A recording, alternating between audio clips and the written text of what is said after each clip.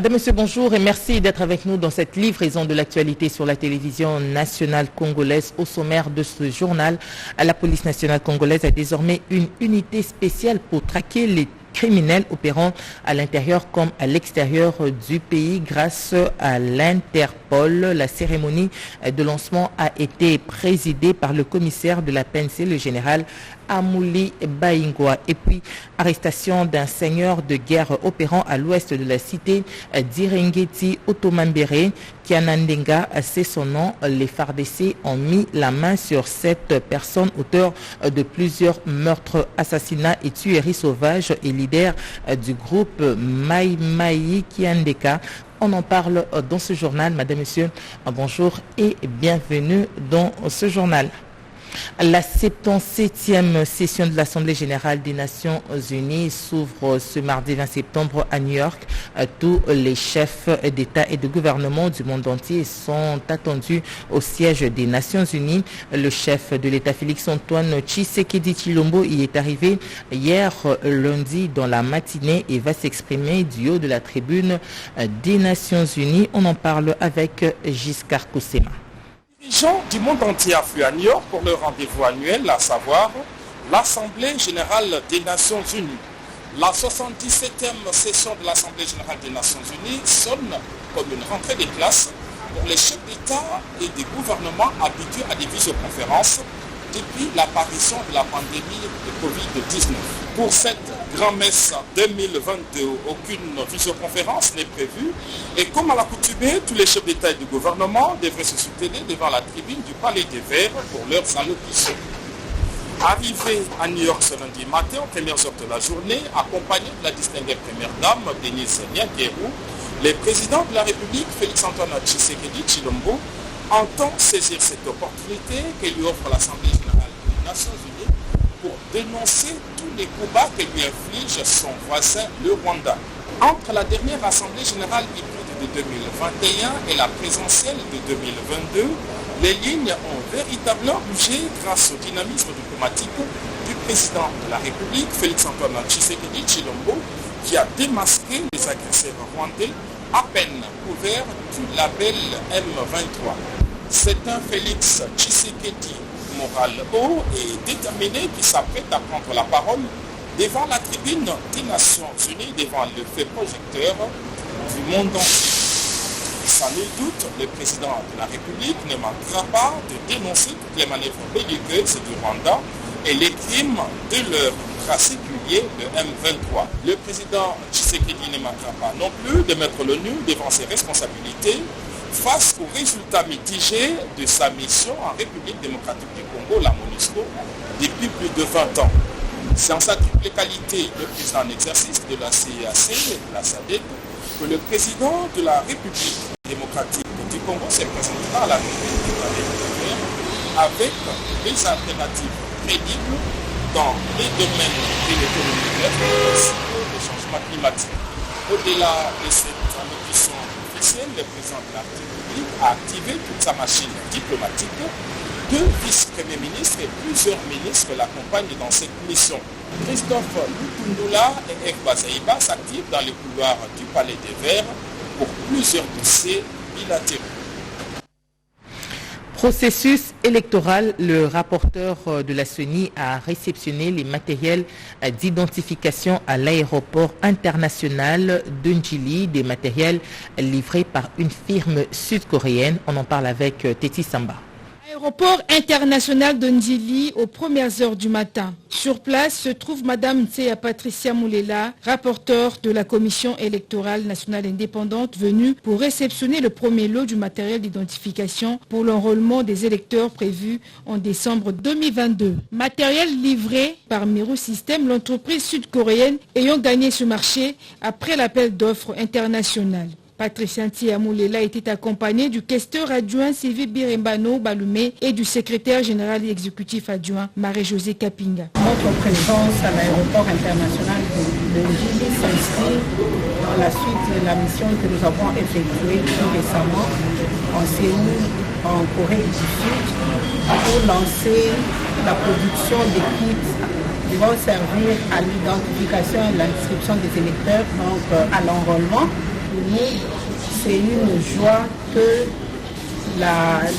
le fournisseur ait respecté le délai qu'on s'est convenu pour livrer ces premiers kits. De retour au siège de la centrale électorale, Mme Patricia Nseya a remis officiellement les échantillons de ce premier lot au président de la Commission électorale nationale indépendante, Denis Kadima Kazadi, qui à son tour les a remis au secrétaire exécutif national Toto Mabik Totokani pour que le travail entamé puisse se dérouler comme nous l'espérons, a dit Denis Kadima Kazadi. Au chapitre de la sécurité, la police nationale congolaise a désormais une unité spécialisée pour traquer les criminels opérant à l'intérieur comme à l'extérieur du pays grâce à l'appui de l'Interpol. La cérémonie de lancement a été présidée par le commissaire général de la PNC, le général Amouli Dieudonné Baingwa. On en parle avec Iverson Kabwaba. La cérémonie de lancement de l'opération conjointe Usalama 8, axée sur la lutte contre la criminalité transnationale, a pour mission de rechercher et de traquer le criminel qui se livre au terrorisme, trafic de drogue, vol de câbles et autres, au-delà de nos frontières. Lancée par le commissaire général de la police nationale congolaise, général Dieudonné Amouli. Il a galvanisé la morale de ces unités spéciales impliquées dans la traque des criminels et les a appelés au respect des droits de l'homme. C'était en présence du commissaire général adjoint de la PNC, général Silvano Kassongo, et autres généraux de la PNC.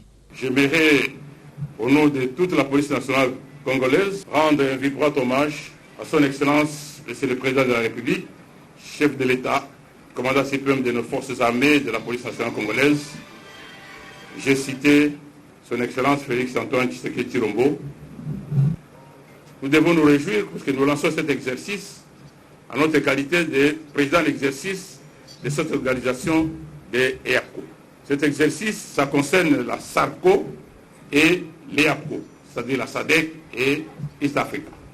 Je vous invite à être discipliné, à être courageux et surtout du professionnalisme et du respect des droits de l'homme. Cette opération bénéficie de l'appui de Interpol et SARPECO. 30 autres pays africains sont choisis pour travailler en collaboration avec la RDC pour mettre hors d'état de nuire les inciviques. Puisqu'on parle de la sécurité, Kiandenga, leader du groupe Mai Mai qui porte son nom, ce seigneur de guerre a été arrêté par les FARDC. Il est auteur de plusieurs meurtres, assassinats et tueries sauvages. On en parle dans ce reportage de Georges Frédéric Nzibou. Je voudrais ici magnifier la collaboration, le courage et la détermination des jeunes filles et jeunes garçons de Béni, de Boutembo, Lubero, de Tchabi, de Boga, de Irumu et de l'ensemble de la contrée. Grâce à la courageuse dénonciation à laquelle s'est livrée cette population, les FARDC, votre armée, a mis la main sur Sieur Kiandenga. De son vrai nom, Kambale Kupaku Jean-Baptiste, alias Kiandenga, sinistre personnage qui s'est rendu célèbre dans la forfaiture, dans le sang. Il est leader du groupe qui porte son nom, Mai Mai Kiandenga, une force supplétive au MTM ADF, donc terroriste de l'ADF. Ce sieur s'est rendu célèbre et auteur de plusieurs meurtres, assassinats et tueries sauvages.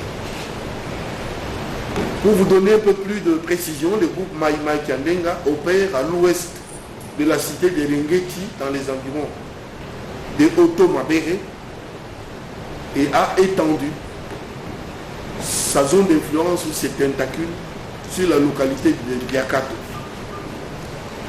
Le dimanche 18, grâce à la dénonciation, et à la courageuse action menée par notre population en direction de votre armée. Kiandeng a été arrêté avec 10 de ses lieutenants à Boutembo par les forces armées de la République démocratique du Congo. Alors c'est ici l'occasion pour nous de vanter le professionnalisme et la discipline de nos militaires. Bientôt, un bâtiment qui devra abriter l'hôtel de la Défense nationale. C'est un bâtiment qui aura en son sein le cabinet du ministre de la Défense nationale et le secrétariat général à la Défense. Le ministre de la Défense nationale, Gilbert Kabanda, a visité ce chantier dont les travaux avancent à pas de géant. Une fois de plus, Jojo Ndibou. Un bâtiment est en train de sortir de terre au camp Colonel Kokolo sur l'avenue des Libérations, ex-24 novembre, dans la commune de Bondalungwa, à quelques encablures de la base logistique des FARDC.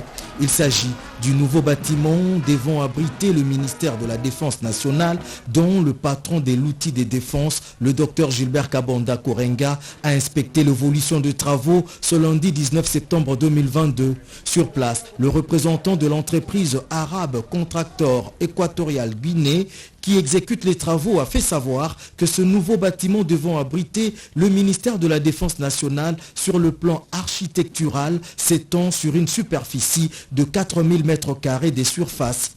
Il aura 2 axes dont l'entrée principale du ministre et des autres officiels contiendra une ronde. Cette entrée s'ouvre sur l'avenue des Libérations et un autre axe secondaire vers la base logistique pour l'entrée réservée au personnel et au public avec des parkings prévus.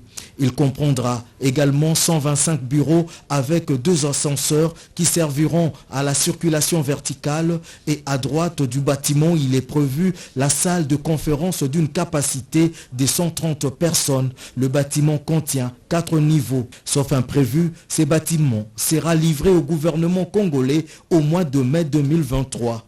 Un partenariat de l'Union européenne par le biais du Fonds européen de développement FED en collaboration avec le ministère de la Défense nationale et des anciens combattants et le ministère des Finances, un projet qui s'inscrit dans le cadre de la réforme des forces armées de la RDC et fait suite au constat de vétusté des installations du ministère de la Défense nationale. Réhabilitation des avenues Benseke et Bompete dans la commune d'Ngaliema et ce dans le cadre du projet présidentiel lancé à Kanluka. Les conseillers du chef de l'État en charge des infrastructures et de l'économie étaient sur le terrain pour évaluer les travaux. Emmanuel, la commissaire, reportage. Évolution de travaux du projet présidentiel au Kanluka, l'avenue Cimetière subit de travaux d'entretien. Ces travaux partent de l'entrée de l'avenue Benseke jusqu'à atteindre le pont Lubudi au quartier Congo. Marcelin Bilomba et Claude Moukeba, respectivement conseillers économiques du président de la République et conseillers en charge des infrastructures, ont inspecté l'évolution des travaux. Programme Yamokonza Mboka, il y a pour réduire l'inégalité sociale. Ces programmes du chef de l'État qui prônent les inégalités sociales visent à désenclaver tout le coin. Nous sommes venus pour s'assurer si les travaux évoluent normalement. Chef de l'État, béton pas pour rien. Le chef de l'État tient à ce que nous ayons des ouvrages de meilleure qualité. Notre descente est pour se rendre compte si les travaux sont réalisés conformément aux normes voulues. Sur terrain. Et aussi,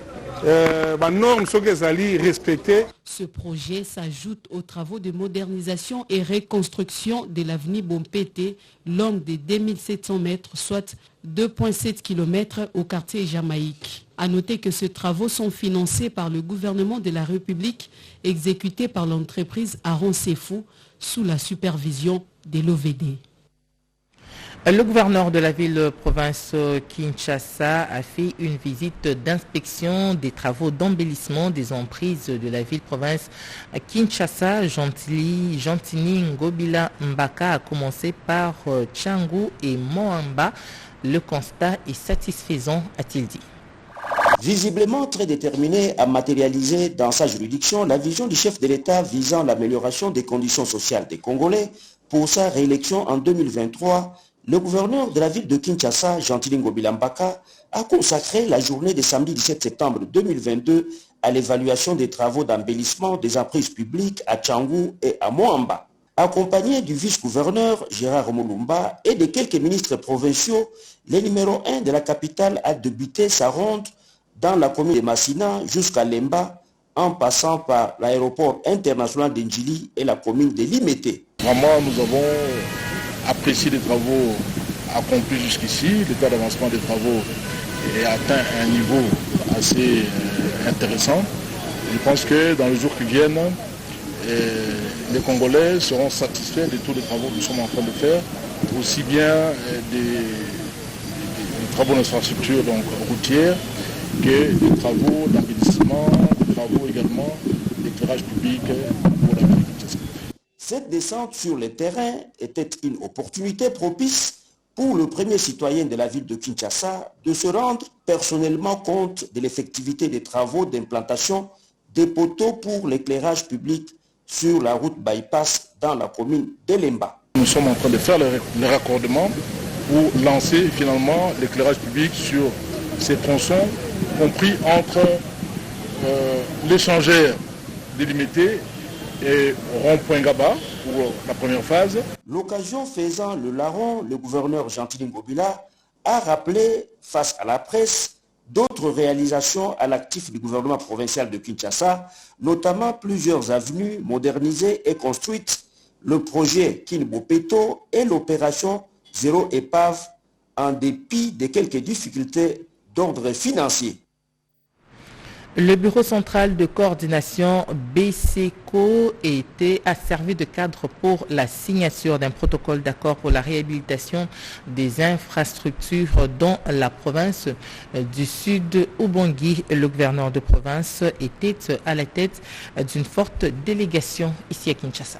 Les protocoles d'accord signés avec le Kasaï central, c'est le tour du Sud Ubangi de signer un protocole d'accord pour la réhabilitation et la modernisation des infrastructures dans cette province. C'est tard dans la soirée du vendredi que le gouverneur Jean-Claude Mabenzengbe, en visite de travail à Kinshasa, a conduit une forte délégation composée notamment du président de l'Assemblée provinciale, du rapporteur et certains députés vers les installations du bureau central de coordination BCECO qui ont servi des cadres pour cette cérémonie. Quelques minutes ont suffi pour sceller ce partenariat à la grande satisfaction des uns et des autres. Revenant à la cérémonie, le numéro 1 du Sud Ubangi livre ses impressions. Je dois admettre que c'est un moment important pour la province. Vous voyez ici avec le président de l'Assemblée provinciale, le rapporteur du bureau de l'Assemblée provinciale et les honorables députés qui m'accompagnent.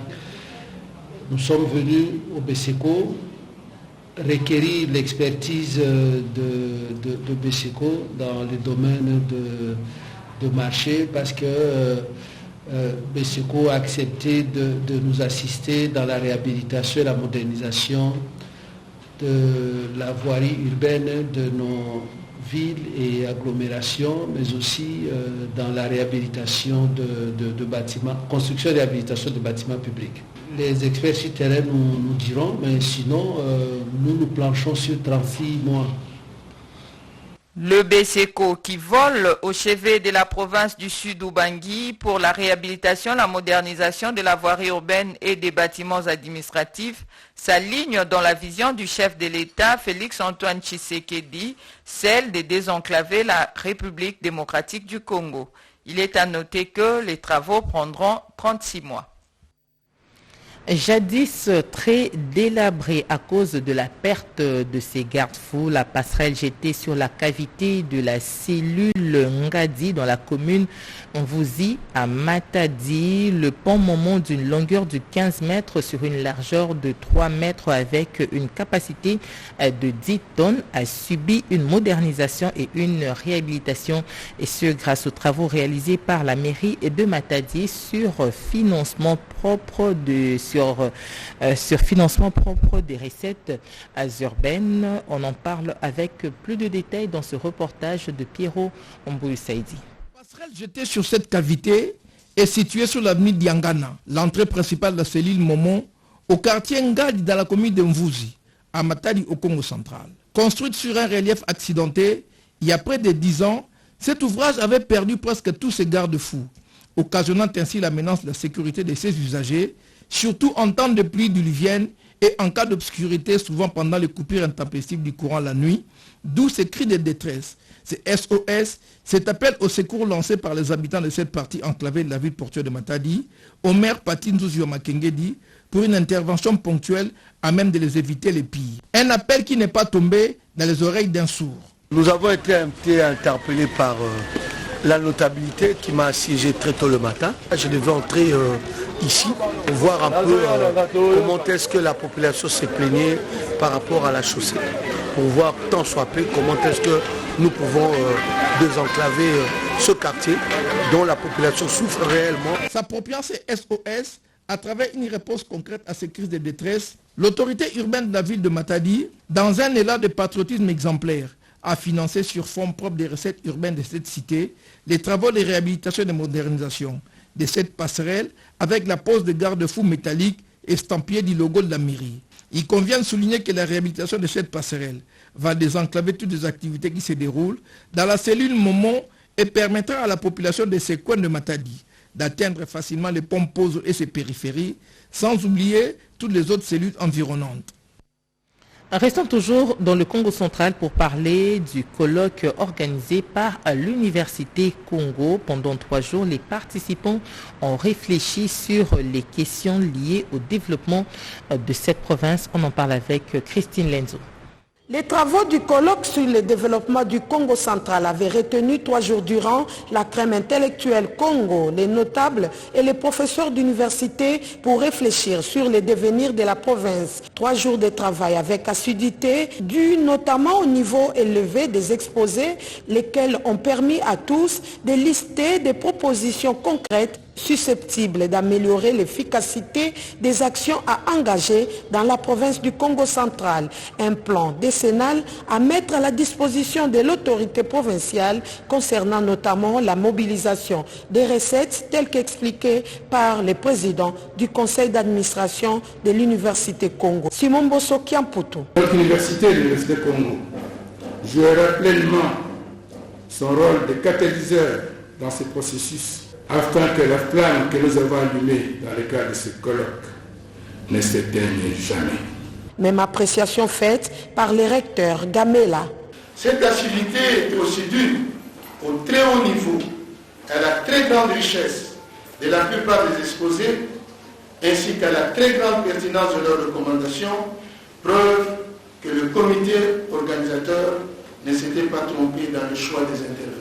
Dans le plan de développement de la province, les participants ont proposé, entre autres, l'industrialisation de la province du Congo central en valorisant ses potentialités naturelles, forestières et autres. L'Université Congo voudrait également entamer la construction de sa faculté de médecine et compte sur la contribution de tous. Le président de l'Assemblée provinciale, Jean-Claude Mvouemba, qui a clôturé ses assises, a fait connaître l'inscription de cette université sur le budget 2023 et a rassuré l'assistance de l'Assemblée provinciale dans la construction de la dite faculté de médecine.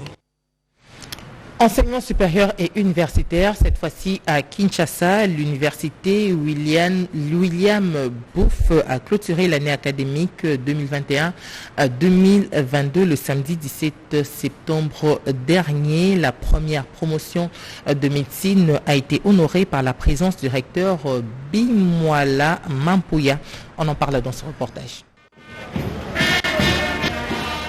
Toutes les autorités académiques de William Booth ont affiché complet sous le leadership inamovible du recteur, docteur, professeur, ingénieur Roger Bimwala. Une particularité pour cette édition, c'est la présence des lauréats de la toute première promotion de médecine qui n'en devaient une fière chandelle devant le ministre des Droits humains et les représentants du ministre de l'Enseignement supérieur et universitaire. Dans son allocution, le brillant recteur de l'université William Booth a rappelé à ses lauréats leur place prépondérante dans le processus du développement durable d'une part et de l'image de marque de l'université William Booth d'autre part. Nous avons montré à la population et collé les nouveaux médecins formés ici à l'Université William Booth. C'est le lieu de remercier le chef de l'État pour tous les efforts qu'il fait pour la jeunesse de notre pays. C'est le lieu de remercier notre ministre de l'Enseignement supérieur universitaire pour nous avoir accompagnés et appuyés en signant les diplômes de nos étudiants, les premiers étudiants de médecine. Mais le premier médecin que vraiment nous délivrons sur la place, sur le marché de la santé. Après, nous avons eu à inaugurer cet amphithéâtre qui servira pour la classe de L1 médecine selon la nouvelle réglementation du LMD.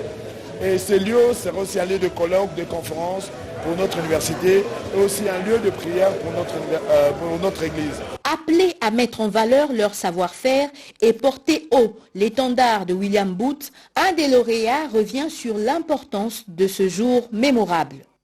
Pour nous, on a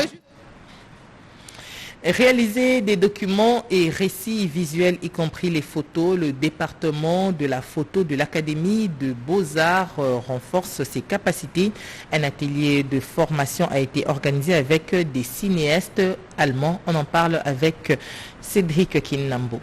Sur smartphone, l'on peut réaliser un récit, des photos expressives, soit des clichés qui immortalisent des événements, des mini-documentaires par exemple, et ce grâce à un procédé, les films de poche, tout un art qui nécessite une formation. 39 étudiants répartis dans 7 groupes du département de la photographie de l'Académie des Beaux-Arts ont suivi avec intérêt la formation sur la réalisation des films de poche, formation rendue possible dans le cadre du partenariat avec des cinéastes allemands du Goethe Institute. Une valeur ajoutée pour ces étudiants a reconnu le directeur général de l'Académie des Beaux-Arts, Henri Kalama Akoulez.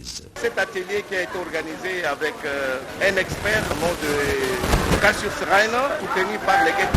Vous avez vu les productions qui ont été présentées ce soir montrent que ces étudiants, ils ont appris, ils ont pratiqué.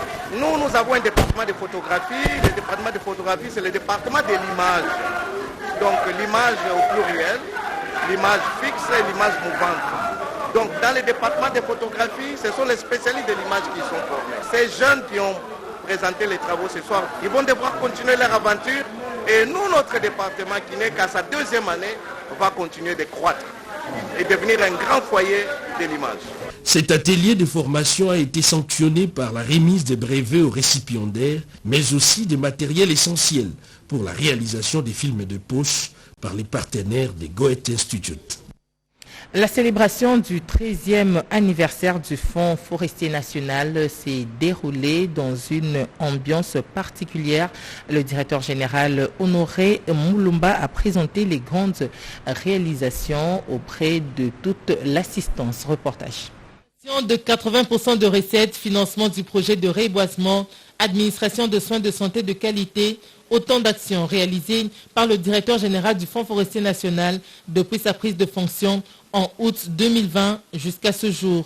Ces actions, au total 33, ont été présentées au président du conseil d'administration du Fonds forestier national lors de la célébration du 13e anniversaire de cette structure, partenaire financier officiel pour la reconstitution du capital forestier de la République démocratique du Congo. La présentation du bâtiment, la dotation des engins roulants aux responsables des différentes directions des antennes de Kinshasa, Lualaba et Okatanga afin de remplir les assignations et la journée porte ouverte consacrée à la visibilité du Fonds forestier national à travers la sensibilisation de la jeunesse au programme Jardin scolaire 1 milliard d'arbres à l'horizon 2023 était au rendez-vous. Honoré Moulumba Kalala, qui travaille sans faille pour l'amélioration des conditions des agents, a salué l'accompagnement du vice-premier ministre, ministre de l'Environnement, F. Bazaïba.